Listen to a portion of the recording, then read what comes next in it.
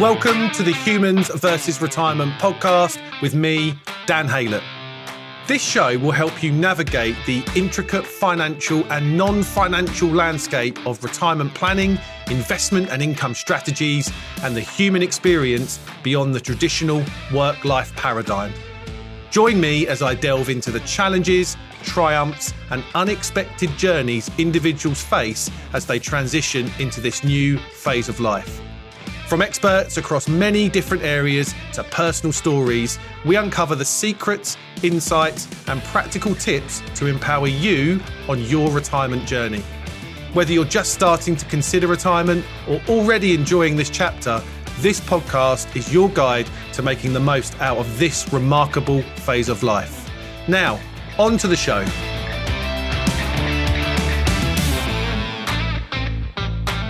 Hello everyone and welcome to another episode of the Humans versus Retirement podcast. I'm your host, Dan Haylett. Today's conversation is with the wonderful Sonya Lutter. Sonya is an exceptional leader, researcher and author in the world of financial therapy, mental health and well-being. She is the co-founder of the Financial Therapy Association. She has built academic training in financial therapy, the psychology of financial planning, and financial health and wellness, and teaches this at Kansas State University and Texas Tech University. She has researched and co-authored many industry-renowned papers and has recently written her book, Love and Money. In this episode, Sonya and I discuss the intersection of financial well-being and mental health in retirement. Sonya emphasises the importance of addressing money scripts and financial behaviours, as well as aligning spending with values in retirement. Sonya also explores the challenges that arise in marriage and relationships during retirement and highlights the significance of purpose in leading a happy and fulfilling retirement. Sonya and I dig deep into the key to happiness in retirement and the impact of financial planning on people's lives. I hope you enjoy this episode. Let's get to the conversation with Sonya Lutter.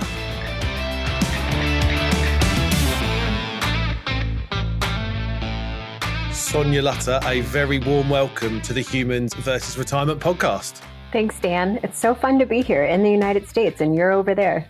The beauty of international podcasting. It is amazing. Yeah, so cool. Sonya, we first met this year at the Back to Why financial planning conference here in the UK. And not that I've been stalking you. I've been a follower for a while. You've done some amazing work in the space of financial well-being, psychology, and it was great to hear you talk on that. And I thought I've got to get you on this podcast because what you've got to say, I think, is going to add so much value to the listeners. So can't wait for this conversation. I hope so. But quick correction. That was last year already. Can you believe that? Oh my God. So where am I? I keep getting the days wrong. This year, last year. Correct. It was last year. Absolutely. Yeah. It's January 20. Okay, perfect. Last year. So that shows you how busy this year's already been, right? No So, kidding. yeah. So I think just to set it up, the conversation up, Sonya, what I'd love for you to do is just give the listeners a brief background journey of how you've managed to find yourself in this really interesting space of well-being, psychology and money.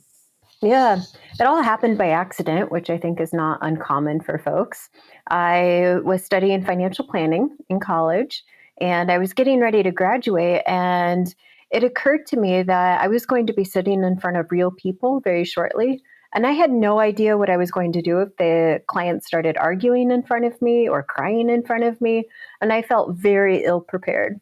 So this led me down the journey of, in the same hallway that I was taking my classes, there were posters, old-fashioned paper posters that somebody wrote with their hands, just handwriting, nothing fancy, on, do you like working with people? I was like, well, yes, I do. And so I got myself into a marriage and family therapy program. And this was such a fascinating experience because here I was studying therapy. And there were my colleagues, my therapy colleagues, were having conversations with their clients about money. Their clients were wanting to have conversations about money. And the therapist did not want to have these conversations because they didn't feel comfortable talking about money themselves. So they would redirect the conversation. Meanwhile, I'm still talking to all of the people that I went to college with who are now working as financial planners. And one person, mind you, this has been 20 years ago, said that a client started crying in his office. So he just canceled the meeting and rescheduled it for a different day. And I thought, wow, Wow. there's a Yeah. huge missed opportunity here that we need to be Yeah. bringing these fields together and having conversations together. So really it was during that time that I got interested in how do we combine the fields more closely. And one of my assignments in therapy school was to find somebody who was doing something that I wanted to do after graduation. And I found Ted Klontz by accident, just through a standard Google search. And I called him up. He had never heard of me. I was a student. And he answered the phone, and we had such a delightful conversation for hours. And that really started me down the journey of co founding the Financial Therapy Association. What a great person to pick the phone up to. And have that conversation. If there's a bigger brain on this subject, I don't know what it is. So and I hope to get Brad on the podcast. I've kind of sent a little message out there, so I think it'd be really cool to have a conversation about this stuff. Also, you should know that Brad is Ted's son. Yes, absolutely. So my conversation was Ted, but yes. Brad is also really great. Yeah. No, the whole family have been instrumental in a lot of this work, right? Absolutely, yeah. And that kind of obviously led you to, and you've written some amazing blogs, some research papers, and you've started, an amazing business around, and you've wrote a book called Love and Money, which I'm sure we'll get onto, around bridging that gap between financial planning, mental health, well-being, couples. And I think all of that plays into the crux of this podcast and the conversations I have around the wonderful man-made thing of retirement that everyone goes through. What I suppose on that, so and obviously you, as I said, you've written so much about this stuff. How intertwined and kind of intermingled are well-being and money? What how do you think that these two things coexist, and how are they kind of one of each other, the same side of the coin? I think we're still figuring that out in a lot of ways through the research. Quick comment on the Love and Money book. When I was writing that, I was doing a lot of research for it, and I mentioned it in an undergraduate class. And I told the students, I've got this book coming out. It's called A Guide to Love and Money. And they said, wait a second, you can tell me how to find love? No, not exactly. It's the combination of having the conversations about money. But he was really excited there for a minute. Yeah. Can I fall in love with a rich person? Is that what it says? Can I fall in love with a rich person? Is that... Maybe that'll be book 2. Yeah. There's a lot of correlations between all areas of well-being and financial well-being. Gallup has some amazing research that looks at this, and other people have done some research. And really what I'm fascinated by is which one comes first. Is it the money that leads us to these happier relationships, or is it the happy relationships that we're okay with our financial situation?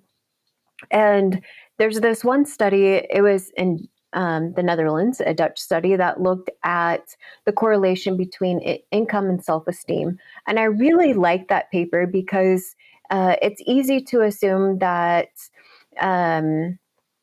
maybe people who are more outgoing and feel good about themselves, this is what's leading them to have good incomes. But it's actually the other way around. It is that to a certain degree, but as we can see that when people have higher incomes, they tend to report a higher self-esteem. So maybe it is the financial elements that are predicting these other elements of well-being. And we see high correlations between wealth and health. And I think that's a really important thing for people entering retirement as their health starts to decline. What does this do to their financial well-being? Not just the numbers, but how they feel about their financial situation. And really, you can't take one away from the other. And you look at the physical well-being of people's diet choices and their exercise habits and how this is influencing their financial well-being. Very high correlations there. So I think probably the most important thing for people to understand is you can't have good financial well-being if you're suffering in these other areas of your life.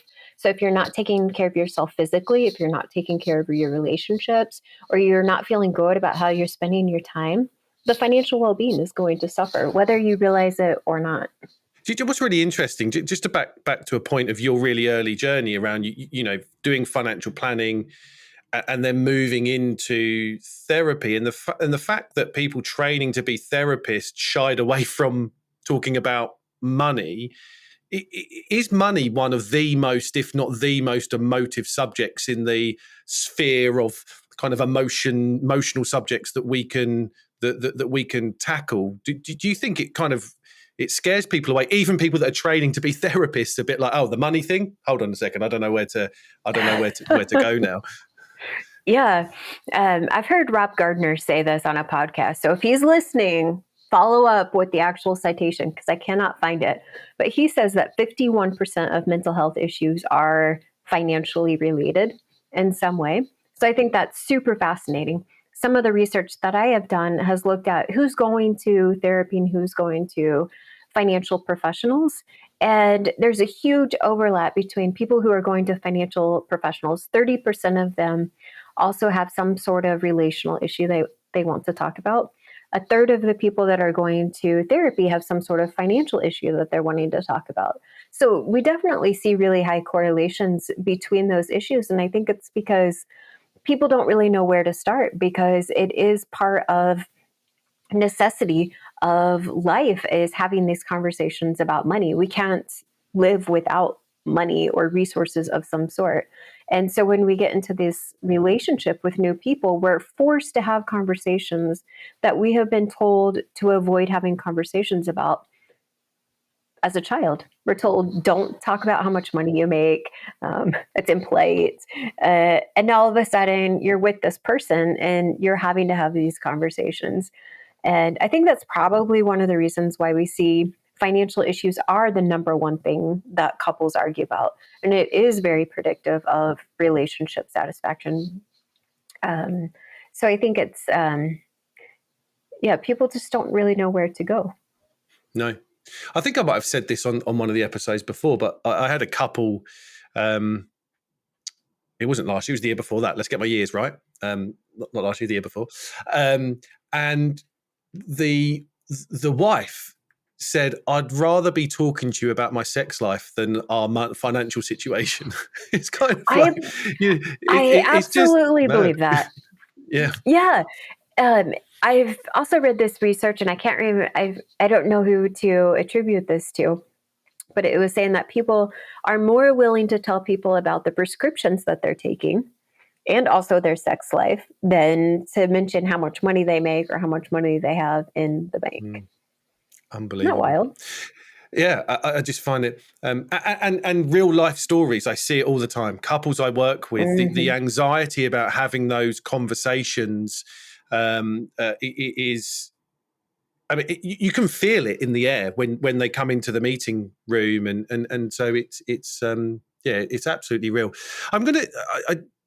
You've done a lot of work and research with the Klontz family, I think, around money scripts. Tell me about those, because I find them fascinating, and what that means for particularly a retirees and a couple in retirement's financial behaviours. Yeah. So at the most basic level, the money scripts are these categorizations or ways of describing people, their profiles of how they handle money. And these money scripts are things that tend to originate from our early memories about money. So there's something big that happened, usually in childhood, that has framed how we handle money today. So maybe if I grew up in a household to where I didn't have the name brand thing, I feel weird about mentioning this, but I'll go with it because it's in the news everywhere, that Stanley cups the mugs, the Yep. Yep. fancy. Yeah. It's all over in the news this week. I don't understand why. There must have been something big that happened. And Yeah. everybody has to have the Stanley Cup. And even children, like 8-year-old children, are asking for the Stanley Cup, not these other things. So if I'm a child and I'm not carrying around the Stanley Cup, my children have to take water bottles to school. They are not taking them in Stanley Cups. But maybe if they are getting made fun of because they don't have the cup, then this tends to makes their self-esteem suffer, perhaps. It makes them feel inferior, that they are maybe even being bullied because of this. And if they continue to have experiences like this throughout their school years, what we tend to see is maybe people who are adults who are very much a money worshiper, and they want all of the stuff that displays their wealth. They want to have all of the Stanley Cups and all of the colors, and they want to have the name brand clothing, and they want to have the house that they can't afford. They want to have the brand new cars that they're trading in every 3 to 5 years. And it's like we don't even recognize that those, as we're adults, we tend not to recognize what those early experiences were that framed how we're handling money now. And so we've got the money worship, the money status, money avoidance. So people who want nothing to do with money for whatever reason this might be that happened to them early in life. And then we have one of the scripts that's framed more positively of money vigilance, but yet that's also not great, right? We are like hawks looking at our money, and the people who are checking their online bank account every few hours, that's not healthy either. So it's really just these attitudes towards money that have kind of gradually formed how we handle money as adults. And how important do you think it is for someone that's entering into retirement to kind of go back that far? I mean, I think that there's obviously there might be some hesitation from people that are in their 50s and 60s to kind of go, well, actually, in order for me to feel like I'm free, financially independent, to go and now live life and spend money and kind of do all that stuff. I think there needs to be some humbleness about going, well, I need to look backwards to move forwards. But it's quite a challenge for people to want to go back there, I would imagine. Oh, yeah, absolutely. Like, you're entering into retirement. Nobody wants to talk about their childhood, right? Maybe they don't want to. Maybe they can't remember it. Who knows what the case is? But unless we start looking at these patterns, what we tend to see is they either repeat themselves in the next generation, or even more frequently, you see that generation skip behaviors. So if I am let's just go with different types of words. If I'm an overspender, what we tend to see is in the next generation, the children tend to be underspenders, and they're almost hoard the money because they saw the impact of the overspending. So unless we're willing to at least engage in some sort of conversation about what these patterns are, we're setting our children up for failure in their adulthoods and into their retirement, and even our grandchildren. So I think that's pretty good motivation to at least attempt to look at what some of these behaviors are. But also, if we don't, one of the biggest challenges I see for retirees, I would be interested to hear your perspectives as well, is the unwillingness to spend money. They've spent a lifetime saving this pot of money that is designed for this very moment in life, and yet they don't want to spend it. And why is that? Is that because they see money as a status symbol, and now their status is going to decline and they're not going to be important anymore because their bank account is no longer going up, it's going down. And so just being willing to engage in those conversations about what money means and how can we provide other ways to feel status in our life, to feel importance in our life. Now, I mentioned the Gallup research, and one of the things that I think is so fascinating about what they have found is that career well-being is the very foundation of the best possible life, they say. So out of all of the areas of well-being, it's career well-being that tends to have the biggest impact on our overall well-being. And if I'm giving up career well-being doesn't necessarily mean my job. It means how I'm spending my day. But for a retiree, they have given up what used to be their career well-being. So how they spent their days is now, it's done, it's over. And now they have a different way of spending their days, which is now their new career well-being, which might be volunteering in the community. It might be helping their grandchildren. Who knows what it is, but they still have a career element. It's just much different than what they've ever thought about before. And if we're not taking a look at how I view money and its importance in my life and how I'm going to spend it, then it's going to make that transition so much harder of what is this new way of how I spend my days and how I view myself in a larger context of society. You kind of nicked the question I was going to ask, or the statement I was going to say, right? I think that money vigilance, money vigilance, money script, it is the one I see so much when it comes to retirement, that I've worked hard to get to this point. I now feel very, very vulnerable to now deplete the thing I've worked so hard for. But the push and pull I've got, people I work with know deep down that they should spend their money. They know that they should enjoy the fruits of their hard work and labor and spend their money. Yet it's just so difficult emotionally and psychologically for them to let go of the reins and do this.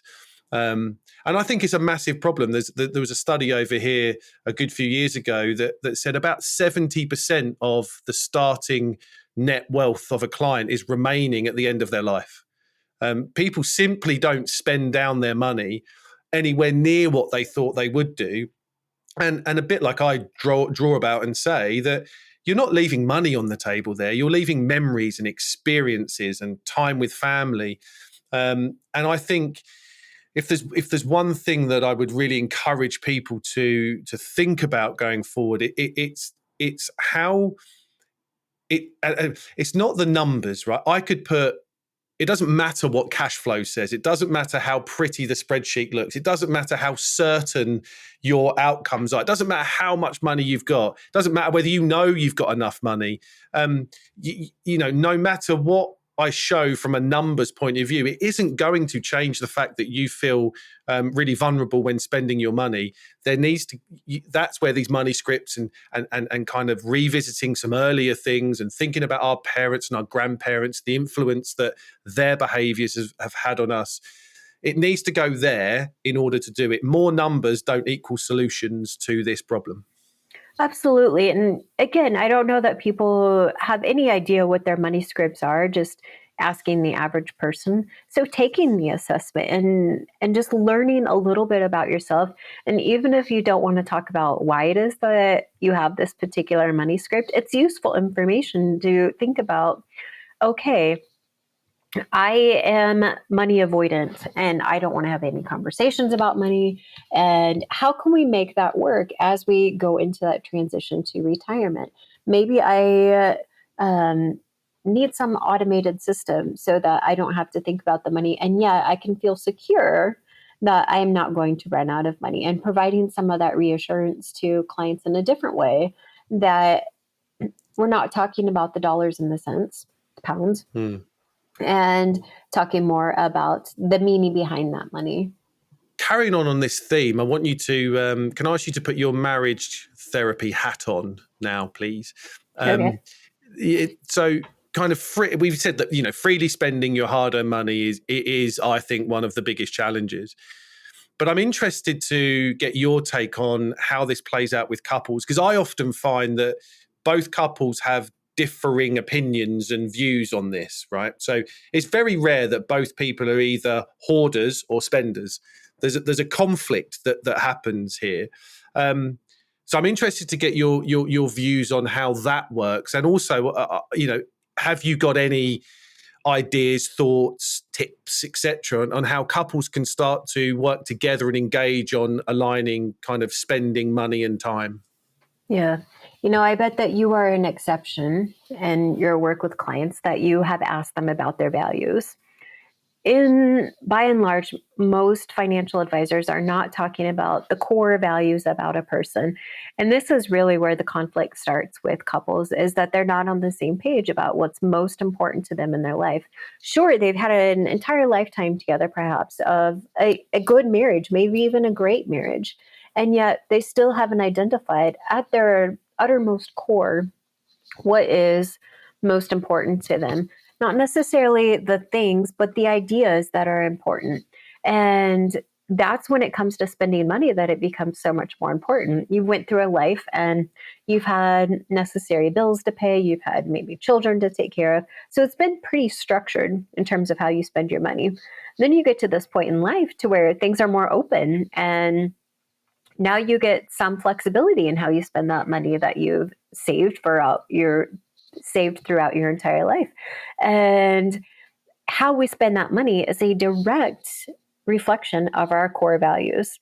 And this is where it runs into conflict for couples. And so really it's getting it out there. What are our values and how can we make this work for both of us so that we are both adhering to our values? So for me, for example, I am very much a philanthropy driven person, and I'm always looking for the next thing. Well, maybe we should support this or that. And that's not a core value for my husband. And so it does create conflict until we identified, okay, well, I really like philanthropy. And his thing is he's into brewing beer. And so whenever we have extra money, it's like, oh, we should buy this new equipment or that new equipment, which both are fun. But really, it's come to this analysis of how can we be sure to allocate money that is adhering to both of our values. And so a tip that I have used with couples, and I think it works very well, is to visually highlight what our core values are. And there's lots of different assessments to get to each of our own core values. And surely there's some sort of alignment at some point in time, but we're going to have different ones. And so what I do with them is we look at each person's set of core values. What are the things that are most important to them? Family, exercise, adventure, philanthropy, whatnot. And then we I draw out a bullseye. So 3, maybe 4 rings out. And we say, okay, looking at your list, where's the overlap? And there's, like I said, probably some overlap. And we're going to put that in the center of the bullseye. And then we're going to put whatever we agree upon as our collective next value in the second ring, and so on and so forth. And I probably wouldn't go out more than 4 rings, like I said.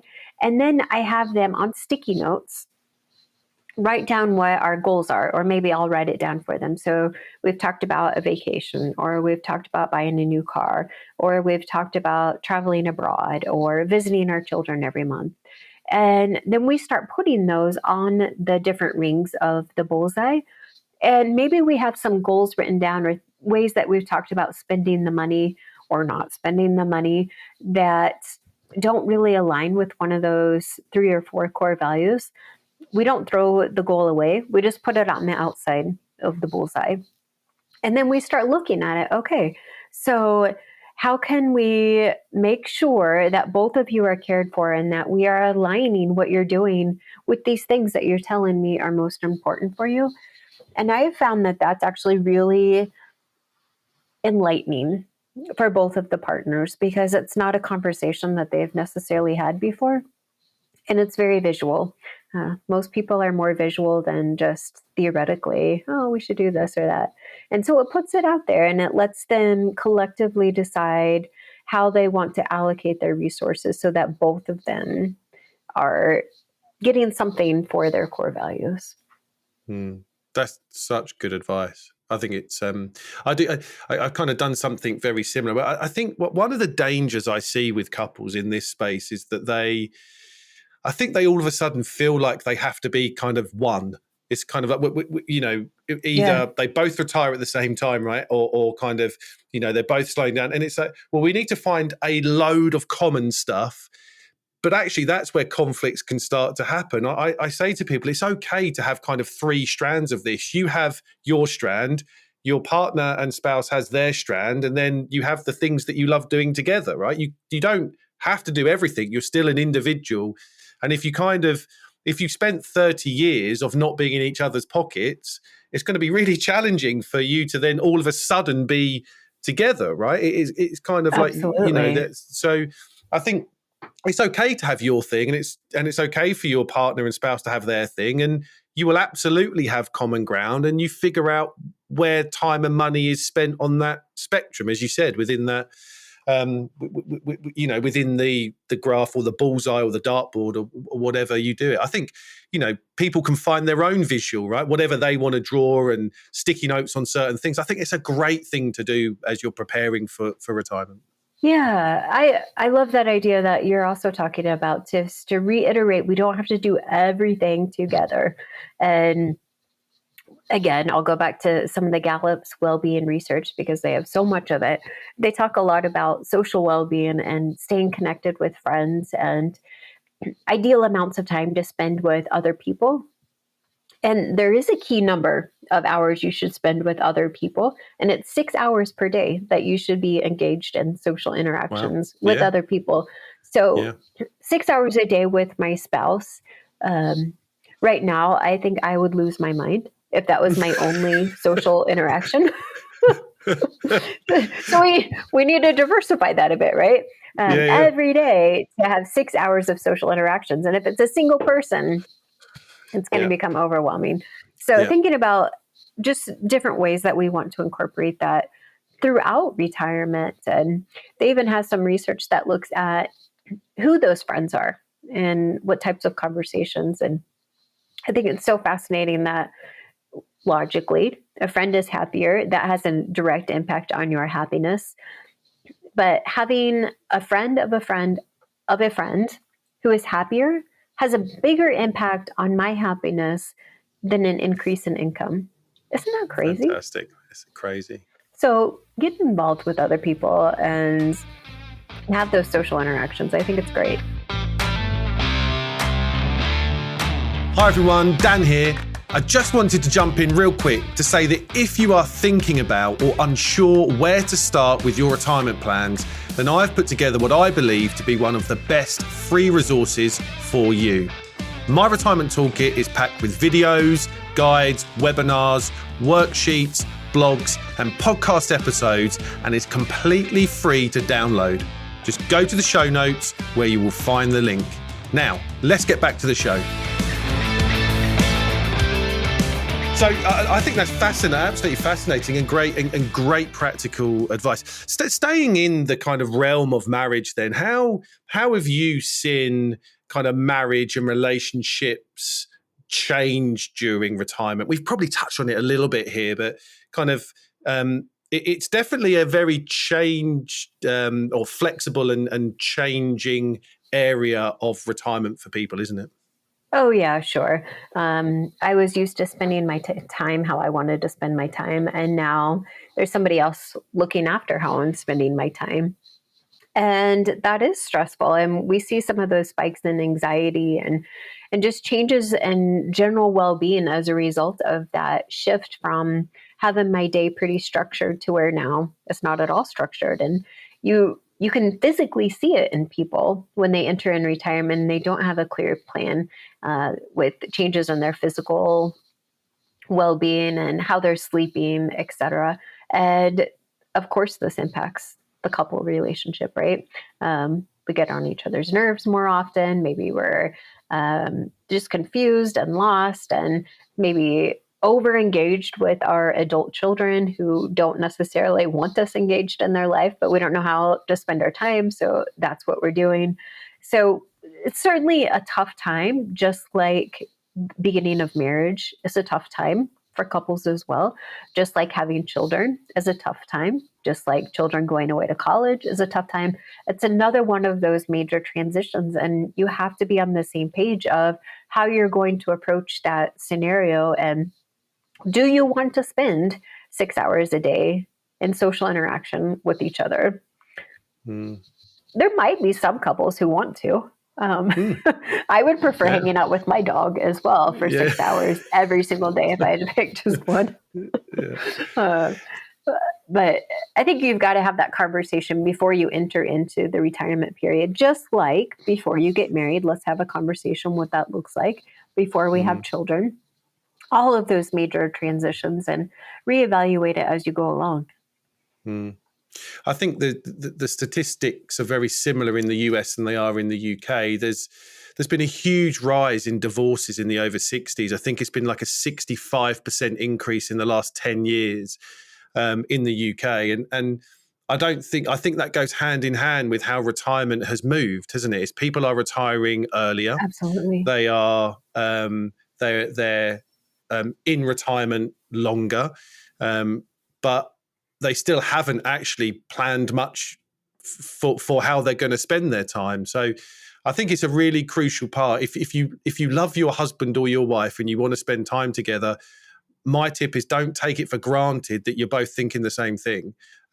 You need to work on this. And we do some exercises in our retirement planning playbook around how you're going to spend your time. So we try and get people to, block their time, mornings, afternoons, evenings. I try and delve a bit further and go, let's do it hour by hour. What does a day look like? What does a week look like? It can get quite challenging. People don't want to go that granular, but when you kind of get them in the flow of it, it's really important to understand this, because I think the vast majority of people entering into retirement as a couple want to have a happy, healthy, wealthy, long retirement with their partner, but it often doesn't end that way if they haven't put the right amount of time in planning it. Yeah, just like the start of the marriage, right? If we just enter into it and think it's going to be hunky-dory without having a conversation about who's doing what within the household, it's not going to end well. Absolutely. What do you, if we kind of just go into a bit more generalist kind of, I suppose, psychology of money now, what do you believe are some of the biggest mental health challenges that for people embarking on retirement are? What should people be wary of and look out for or focus on when it comes to thinking about how to, protect their mental health? So again, I think the statistics are fairly similar between the US and the UK here too. Pre-COVID, we saw that general anxiety rates were 1 in about every 12 people were suffering from anxiety. Suffering from anxiety pre-COVID. Now, this is recent data. It's approximately 1 in 4 people are struggling with anxiety. Pre-COVID, about 1 in 17 people suffered from depressive symptoms. Now, 1 in 5 people, and this is across the spectrum of age. And recognizing that of all of the people entering into retirement, 1 in 4 to 1 in 5 are struggling with anxiety or depressive symptoms. So within a couple relationship, that's a pretty high likelihood that one of you is probably suffering at that point in time. And it's wild to think about the general acceptance of seeking help or awareness of mental health as a thing that we should take care of. That's not just, in quotes, the crazy people. That's a real thing that has real impacts on our life. It has only been within the last 50 or 60 years. So you're talking about a person who's entering into retirement. Their parents were not on board with talking about mental health because that was only for literally the word insane people. And so if I grew up being told that we don't talk about mental health, we're also not talking about money, and here I am entering into retirement, how willing am I to have conversations about mental health? Probably not very much. For the younger generations, it's more accepted and we're more willing to talk about anxiety and feeling down and maybe losing sleep because we're worried about things. But people going into retirement came from a different generation that we didn't talk about these things, and they're probably not as willing to seek the help that other generations might be. And so I think it's really important for you to look after each other in that partnership. If you're not going to go see someone, be that support person for them, or even having other people in your life that you can go to and have these conversations, even if it's not a licensed mental health professional. I'm not saying if you're struggling with symptoms of anxiety, run out and go see a therapist, but we need to at least be willing to engage in a conversation about what is it that's stressing us out, and how can I maybe find different outlets to get some of my energy out, and get these thoughts that are in my mind out in the open, so that I can sleep better, so that I am eating healthier, that I am more patient and engaged with my partner. And so I would say for any of the retirees who are listening, or financial advisors who are dealing with these issues in retirement, recognizing of those clients who are walking in, there's a pretty high likelihood that one of them is struggling with anxiety or depression. And at least putting it out there that you're willing to listen to them, or providing resources, providing newsletters or other sorts of resources that are not as quote mental health oriented, but we can still provide some of that direction for them. Do you think that part of the challenge, I think you mentioned this earlier on, do you think part of the challenge around some of the mental health challenges is purpose or lack of? You wrote a really good, I read it this afternoon, a really good piece on purpose. And I've done quite a lot of work around, because I think it is one of the more fundamental things. So how important do you think purpose is to overcoming these challenges and leading a happy and fulfilling retirement? Yeah. It's hard to be happy without purpose, right? Like, what is it that we're doing here on earth? And if we can't figure that out, then that is vastly influencing our anxiety levels and how we interact on a day-to-day basis. And maybe, I'm curious, was it in my blog that you read this? Yeah. Okay, I'm trying to reflect upon what it was I said in there. And so I was asking a mentor about this, and just like, I don't know what I'm doing. He's like, well, maybe your purpose is simply to care for the people in your life. And I was like, really? Like, it's that simple? And I think that is it, right? Like, knowing that somebody else is relying on me for their life is a really huge purpose. And maybe that's the same for retirees, right? That they are relying on one another for life, for substance. Maybe their adult children or their grandchildren are, and really just figuring out the little things that maybe you don't even recognize that you're doing, that is so important for other people in the world, that they are relying on you for this thing. And that's a pretty big deal. And to be able to have the insight to reflect on the things that are not immediately in front of your face, and the impact that you are having on those things, is pretty cool. One of the real key takeaways I've kind of taken away from what you just said is that I think people think that purpose has to be this change the world thing.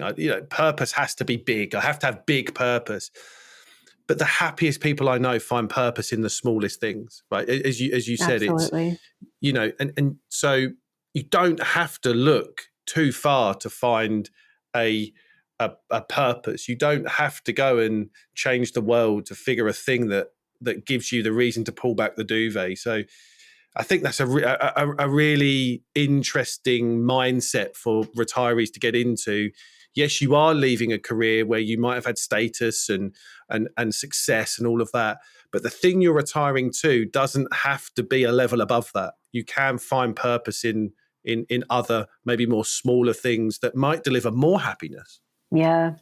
Yeah, isn't that amazing? And even if you don't have children, I use that example a lot because I have 3 children and they occupy all of my day, every day. So it's very top of mind. But for even with people without children, you're thinking, oh, well, I don't have any purpose because nobody's relying on me in that way. That's absolutely not true. Just thinking about your daily interactions, and maybe somebody is counting on you as the person who they see walking their dog every morning, or in the grocery store, and you're the person who's always smiling, and that brings a smile to their face, and it makes them reevaluate their day and be more patient in what they're doing.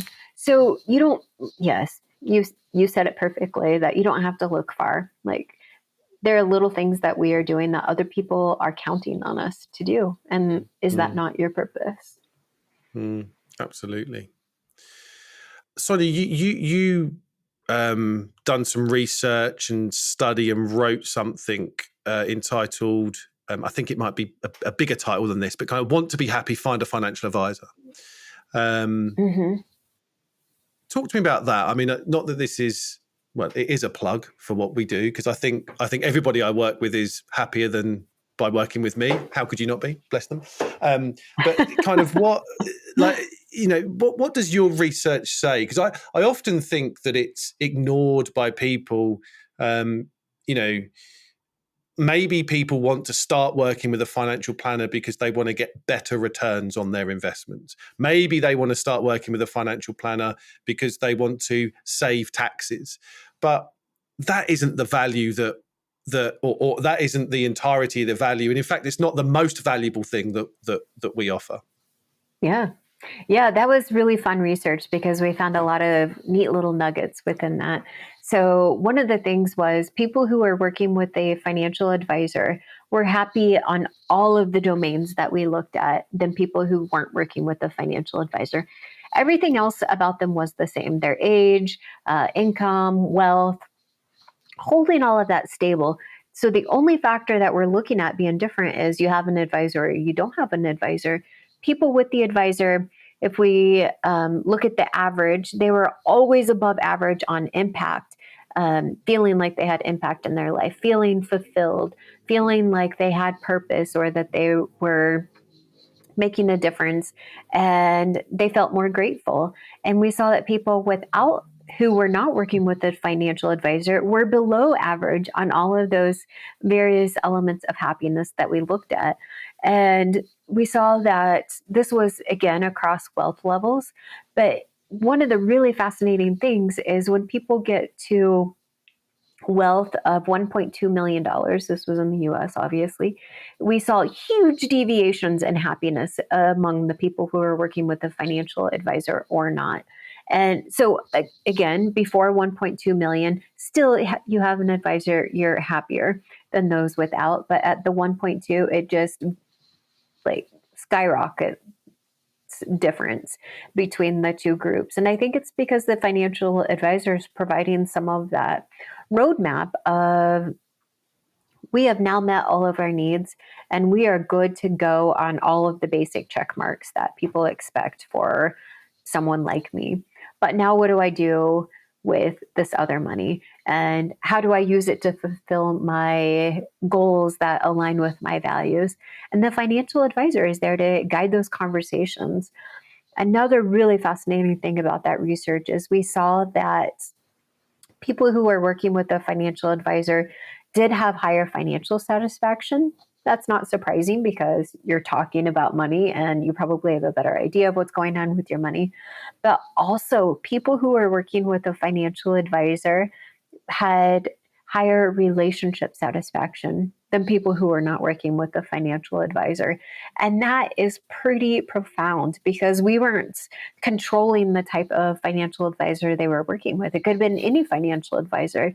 But I think what we're seeing is when a couple is going to a third party to talk about their financial situation, even if the financial advisor doesn't want to talk about relationships, they're talking about the relationship because it's our joint life and what are we doing with our joint life together. And so they're forced to have some of those conversations about their current status and projecting into the future of our financial situation together as a couple, or in other words, our future relationship status.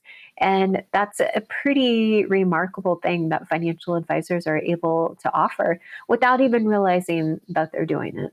So, big tip to everyone out there: if you want to be happier, just grab a chat with me, and we can do that, or any other cool, really good financial planner out there. Just book a call, Problem solved. and have a chat. Yeah, exactly. Yeah, happiness. The key to happiness is solved. But in all seriousness, I think it's absolutely true.